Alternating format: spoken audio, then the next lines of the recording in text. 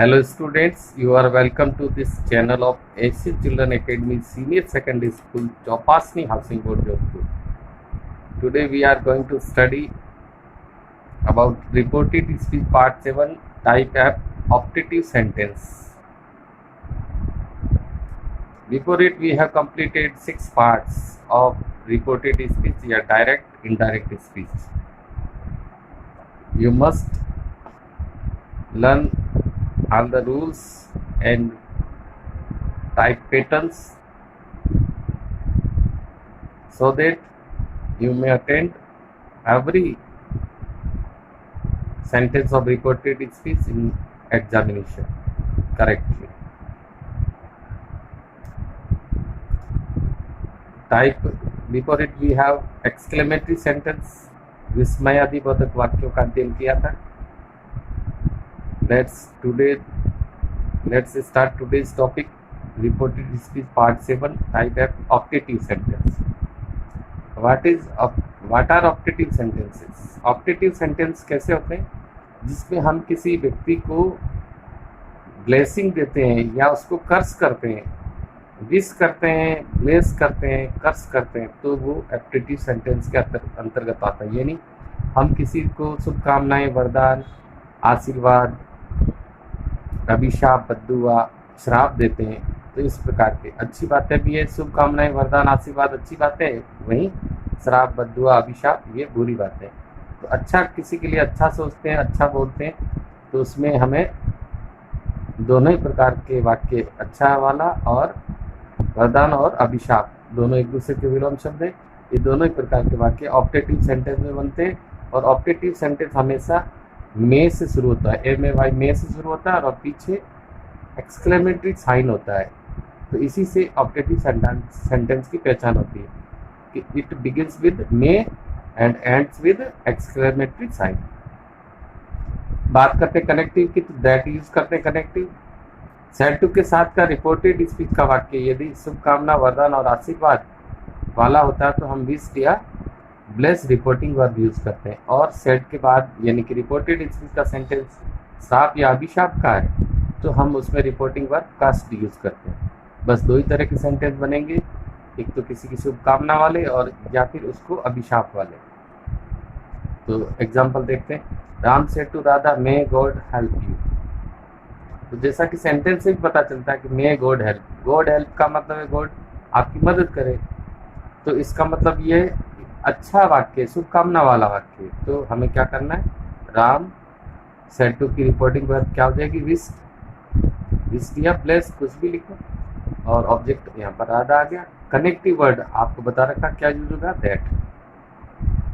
अब इसको ये सेंटेंस भी अपने आप में एक ऑप्टेटिव का पैटर्न अलग होता है. यानी मे हेल्पिंग वर्ब पहले होती, सब्जेक्ट बाद में होता है. तो हमें इसको एसेटिव बना के लिखना है, यानी सब्जेक्ट पहले लिखना है. गॉड पहले आ जाएगा, मे माइट में बदलता है, God might help you. Object के अनुसार ऑब्जेक्ट आता है तो क्या बन जाएगा, हर बन जाएगा.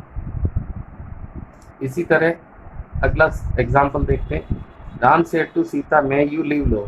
जैसा कि लीव लो से आपको पता चल रहा है कि इसमें क्या ब्लेसिंग से शुभकामनाएं, तो इसमें हमें विश या ब्लेस यूज करना है. तो इस तरह से इनडायरेक्ट कैसे बनेगा, राम विश कर सकते हो या ब्लेस, रिपोर्टिंग वर्ब हो गई. कनेक्टिव दैट यूज होगा, ये आपको चेंज करना, 2-1 फॉर्मूला यूज करना. यानी ऑब्जेक्ट यू सब्जेक्ट पहले लिखना है और ये बाद में. तो यू ऑब्जेक्ट के अनुसार बदलेगा, ऑब्जेक्ट सीता है तो क्या बन जाएगा, सी. मे का पास्ट क्या बनता है, माइट. मे माइट में बदलता है, सी माइट लिव लो. और एक्सक्लेमेटरी साइन हटा देना, फुल स्टॉप ही लगेगा. तो ये हो जाएगा Ram wish Sita that she might live लो. यानी कि राम ने सीता से कहा कि वो अमर रहे. Radha said to mom, may you go to hell. Go to hell, hell एक तरह से अटपटा वर्ड लग रहा है आपको, तो इसका मतलब ये कर्स है, अभिशाप है. हेल का मत क्या था, नरक. तो ये हो जाएगा Radha cursed, reporting verb cursed हो जाएगी क्योंकि यहाँ कर्सिंग हो रहा है. मोहन कनेक्टिव दैट यूज हो जाएगा, यू ऑब्जेक्ट के अनुसार. ऑब्जेक्ट कौन है यहाँ पर, मोहन, तो ही हो जाएगा. मे का he might go to hell, जिसे बोलते हैं ना गो टू हेल, बाढ़ में जाए, वही ये वाला सेंटेंस है।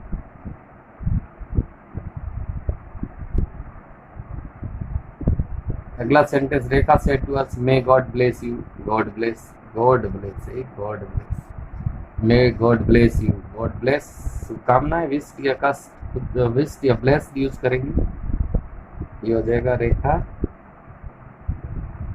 ब्लेस दस, कनेक्टिव दैट, सब्जेक्ट पहला आएगा गॉड, मे का क्या बनेगा God might, bless first form में, तो फर्स्ट फॉर्म में आएगी यू, ऑब्जेक्ट का अनुसार, ऑब्जेक्ट यहाँ पर अस है तो अस बन जाएगा वापस।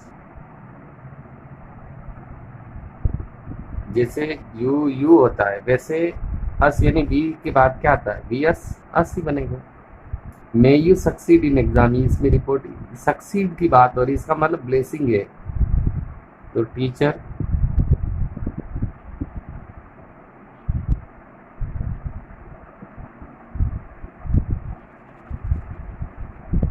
blessed them या wished them that, reporting verb blessed आ गई, यू देम के अकॉर्डिंग क्या बन जाएगा, दे बन जाएगा, मे का माइट बनेगा, that they might succeed in exam, full stop, बाकी कोई चेंजेबल है नहीं। इसमें may you win, win win जीतना है, इसका मतलब शुभकामनाएं, तो क्या बनेगा मोहन विश्ड कह दो या blessed, wished them, wished the team, that का यूज होगा कनेक्टिव, यू ऑब्जेक्ट टीम के अकॉर्डिंग, टीम का मतलब दे, मे का might, win the match, full stop, exclamatory sign use नहीं करना है। सारे सेंटेंस मे से शुरू हो रहे हैं, तो मे के बाद सब्जेक्ट होता है, तो वापस लिखते समय एसेटिव फॉर्म में लिखना, तो सब्जेक्ट पहले आएगा, मे बाद में, हेल्पिंग वर्ब बाद में आएगी। Mister all said to them may you ruin, ruin, ruin ये अच्छा शब्द नहीं है,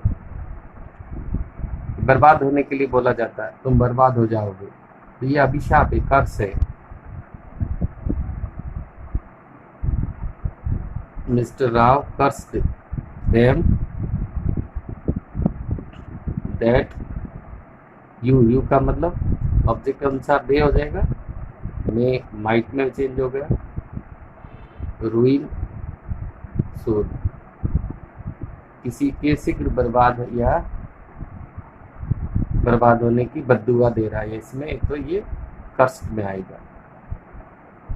mister Sharma said mister Verma may you recover very सून, तो रिकवर ठीक होने से संबंधित है, ये रे शुभकामनाएं।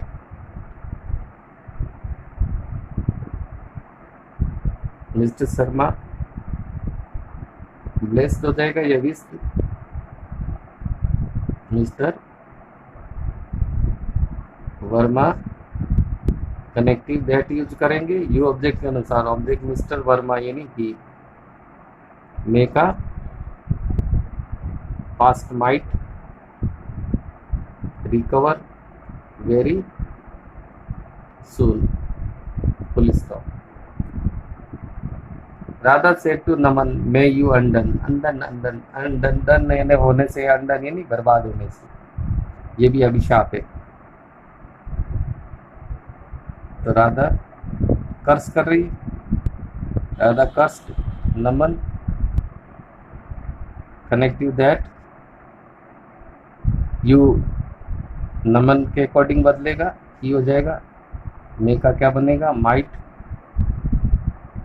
अंडन का अंडन, यू माइट अंडन। तो इस तरह से ऑब्जेक्टिव में या तो ब्लेसिंग की सेंटेंस होगी या फिर कर्सिंग की सेंटेंस होगी, यानी आशीर्वाद शुभकामना वाले या फिर अभिशाप और श्राप वाले। जैसे अपन किसी को बोलते भी है, जैसे बोलते हैं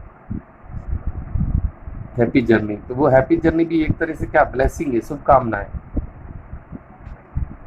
जैसे एक एग्जांपल लेते हैं,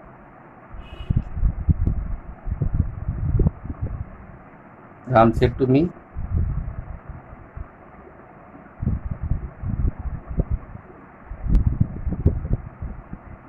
हैप्पी जर्नी। तो इसमें मे का यूज नहीं हुआ, लेकिन फिर भी ये ऑप्टेटिव टाइप ही है, तो ये क्या हो जाएगा, राम